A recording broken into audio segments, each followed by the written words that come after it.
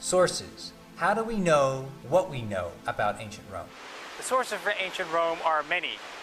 There are ancient sources, there are inscriptions, there are coins, there are the monuments themselves, there are Renaissance drawings, there are photographs. We depend heavily upon archaeology. The archaeologist goes to a part of the city, excavates and reveals the earlier layers, and documents the material that is unearthed. Coins. Coins represent many monuments that we don't have anymore.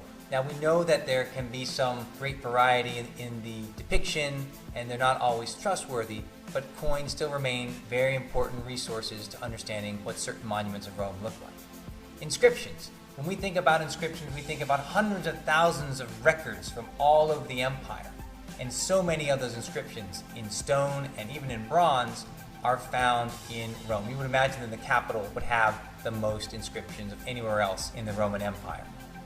In Rome, we're lucky because we have inscriptions oftentimes in the original locations, like here, the Arch of Septimius Severus. Historical sources. We can look at so many authors that are preserved oftentimes through the transmission of those texts by monks throughout the Middle Ages and give us a view of what happened in the city, daily life experiences, people joking, laughing, walking through the forum like with Horace, and talking about really what life was like in the city. The Regionary Catalogs. These are precious mid-4th century AD documents locating you in each of the 14 regions of the city and delineates what's in each of those regions. Sometimes we have those monuments, sometimes we do not. It also gives you a sense of how many houses and apartment buildings are in each of those regions and many other facts. This is a very important document because it details so many things that are still there, but many things that are not. And we know that it's problematic to understand ultimately some of those details and some of the numbers, but it's still a precious document for understanding what Rome was like in the 4th century AD. Of course, the monuments themselves are a precious document. To have the Pantheon intact from top to bottom, to have so much of the Colosseum or the Basilica of Maxentius. These great, massive monuments are important testaments to the greatness of the engineering and architectural skill of the Romans, and they've continued to inspire people from all parts of the world. The Forma Urbis is an important, precious document of what 3rd century AD Rome looked like.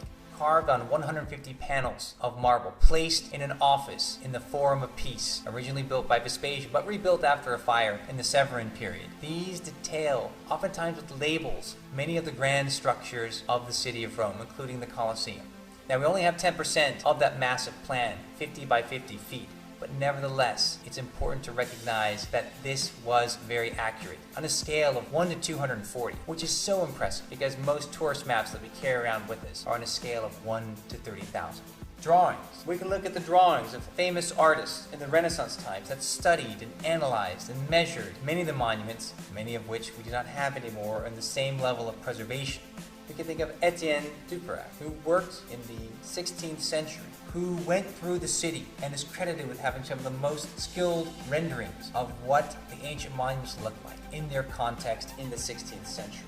We can think of Palladio, who has records, ground plans of structures that in his day, in the 16th century, were so well preserved, and today they've all but vanished. At the end of the 19th century, with the invention of photography, we now displace drawing as the prime record for recording what Rome was like, and we shift into a new phase, which doesn't just detail what's going on in excavations or recording what monuments look like, but also the life that takes place around those monuments. The sources of Rome are many, and they don't always agree. And of course, they're never as much as you would like.